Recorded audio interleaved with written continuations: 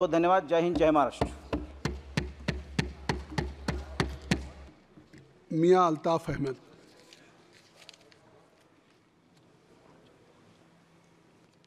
Sir, मैं आपका बहुत मशकूर हूँ, आपने मुझे बोलने के लिए टाइम दिया। मैं जम्मू कश्मीर से हूँ और हमारी हिंदुस्तान की सदर ने जब यहाँ पे अपना ये एड्रेस पढ़ा तो उसमें सबसे ज़्यादा और अवलीन जो बताई गई अचीवमेंट वो जम्मू कश्मीर के बारे में बताई गई, लेकिन साथ में ये नहीं बताया कि पिछले 10 साल से जम्मू कश्मीर में कोई इलेक्शन नहीं हुआ।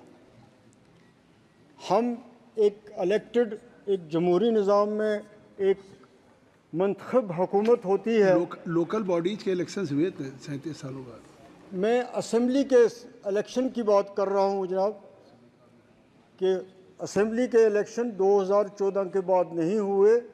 2018-17 में वो असेंबली भी डिज़ाल्व कर दी थी। हम असेंबली के बग़ैर हैं आज तक, उसका ज़िक्र नहीं किया। और उसके साथ साथ इसका ज़िक्र भी नहीं किया कि हमने जम्मू कश्मीर में कितना बड़ा जुल्म किया कि एक फुल फ्लेज रियासत थी, उसको तकसीम किया गया, उस 2 यूटीज़ बनाई गई।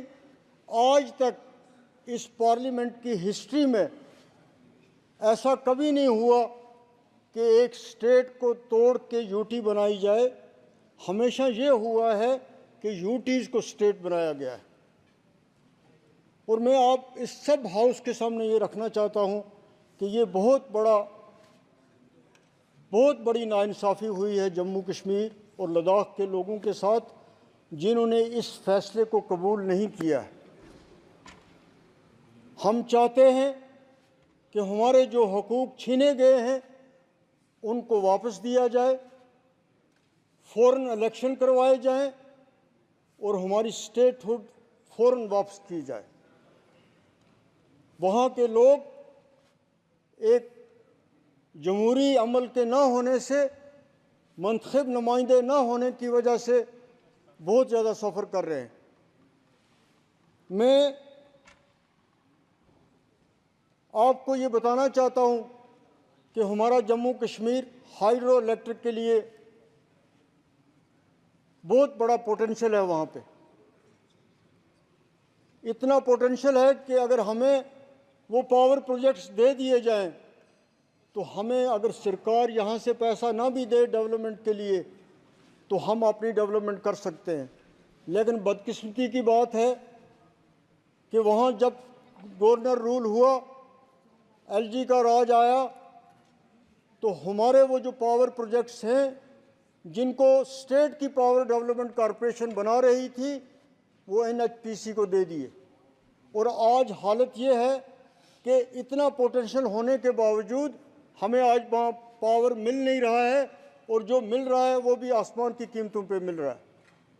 इतना बड़ी नाइंसाफ़ी जो है, हमारे जो पावर प्रोजेक्ट, जो हमारा पुराना मुतालबा रहा है कि कम से कम हमें हमारे हाइड्रो प्रोजेक्ट्स जो हैं उनको वापस कीजिए, लेकिन उस बारे में कुछ भी नहीं कहा जाता।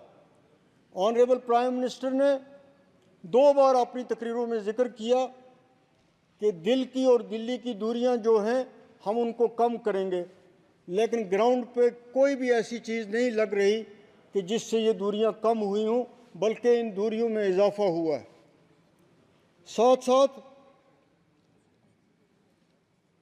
आपने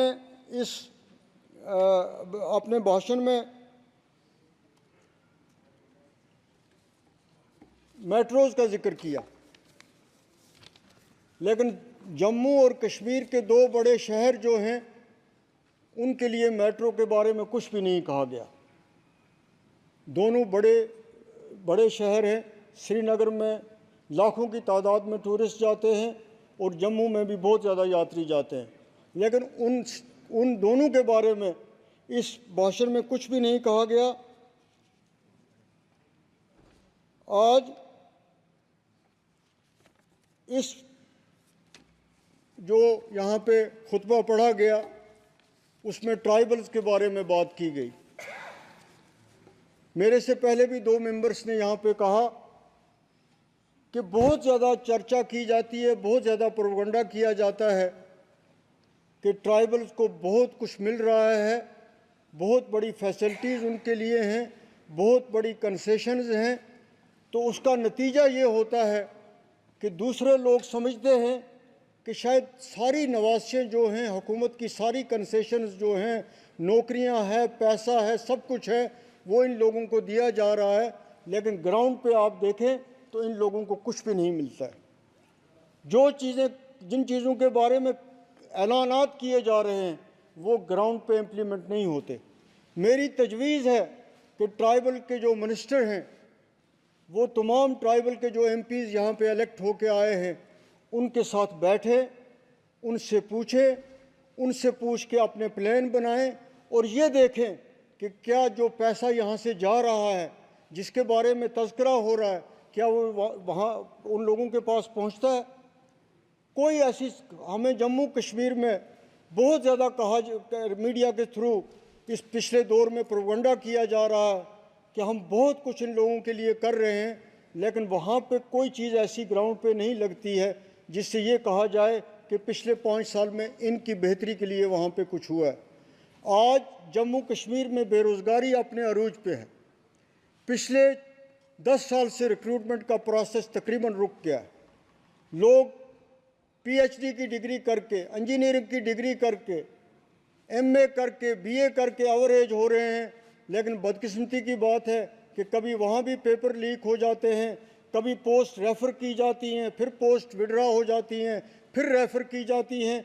तो एक इस सेंसिटिव स्टेट में एक बेरोज़गारी इतनी बढ़ जाए, इस हमारी रियासत के साथ साथ पूरे मुल्क में इस वक्त बेरोज़गारी जो है अपने अरूज पे है। और सबसे बड़ा मसला जो है इस मुल्क को दरपेश है, ख़ास तौर पे हमारा जो जम्मू कश्मीर है उसको पेश है, वो बेरोज़गारी का मामला है। और उस पे इस एड्रेस में उसको एड्रेस करने के लिए कोई चीज़ जो है, कोई रोड मैप उसके लिए नहीं दिखाया गया है। महंगाई आज अपने अरूज पे है, चाहे वो गैस की बात हो, चाहे वो पेट्रोल की बात हो, चाहे वो खाद की बात हो, चाहे वो सब्ज़ी की बात हो, चाहे चीनी की बात हो। हर चीज़ जो है उसका रोज़ बरोज़ वो महंगी होती जा रही है। ऊपर से जीएसटी ने लोगों की कमर तोड़ के रख दी। तो इन चीज़ों के बारे में इस एड्रेस में जो मेन इश्यूज़ थे, जो लोग इस वक्त सफ़र कर रहे हैं, उनके बारे में कुछ भी नहीं कहा गया है। उनको किस तरह एड्रेस किया जाएगा, गरीब के लिए कुछ भी नहीं इस एड्रेस में कहा गया है कि उसकी मुश्किलात कैसे हल की जाएंगी। जम्मू कश्मीर में कई हज़ार मुलाजमीन जो हैं बेचारे, जो कैजुअल हैं, डेली वेजर हैं, फॉर सो मनी ईयर्स वो सड़कों पे हैं। अब उनको सड़कों पे भी नहीं आने दिया जाता। उनकी मुश्किलात को एड्रेस करने के लिए कोई भी कार्रवाई जो है वो नहीं हो रही है। एक सरकार भी वहाँ नहीं है और जो लोगों के मसले हैं उनके लिए भी कुछ नहीं किया जा रहा है। ना हमारे सियासी मामले में कोई पेशरफ्त हो रही है, ना हमारे इक़्तिसादी मामले में कोई पेशरफ्त हो रही है। इसलिए मैं पूरे हाउस से ये कहना चाहता हूँ कि जम्मू कश्मीर के बारे में जो कुछ यहाँ पे कहा गया, उतना कुछ वहाँ पे प्रैक्टिकली उसके बिल्कुल डिफरेंट पोजीशन है। और हम लोग जो जम्मू कश्मीर के हैं, हम सफ़र कर रहे हैं। पूरे देश के जो मेंबर यहाँ पे इलेक्ट होके आए हैं, उन्हें इस मामले में गौर व फिक्र करना चाहिए और अपनी आवाज़ यहाँ पे बुलंद करनी चाहिए। ख़ास तौर पे मैं इंडिया अलायंस के लोगों को, जिनका हम हिस्सा हैं, उनको इस मामले में मैं आज अपोजिशन के लीडर ने ज़िक्र तो किया एक लाइन वहाँ पे, लेकिन मैं ये चाहता हूँ कि ये ज़िक्र ज़रूर यहाँ अपोजिशन से होता रहे जम्मू कश्मीर के बारे में। बहुत बहुत शुक्रिया। श्री दीपेन हुड्डा जी।